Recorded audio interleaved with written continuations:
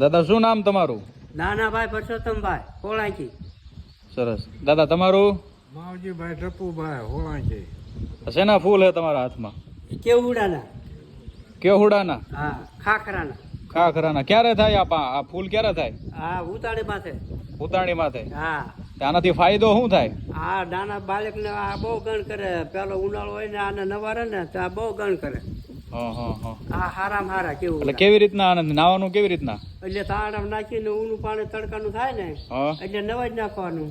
એટલે લૂલ છોકરા લાગે જ નહીં.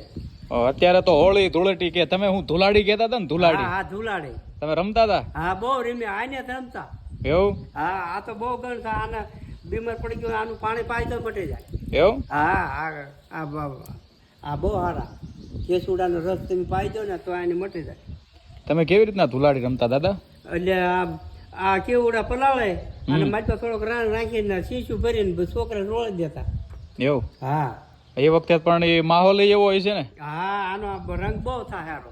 એવું? હા, અત્યારે આપણે આમાં નથી જાણતા ને આ કિંમત વાળું વસ્તુ. સાચું. દોસ્તો આપ જોઈ શકો છો દાદાએ ખૂબ સરસ આ બધી જૂનવાણી આપણને વાત કરી. આપણે આના ફૂલ ન હોય ત્યાં સુધી કેસુડો કે ખાખરો કે ફૂલ આવે પછી કેસુડો. હા.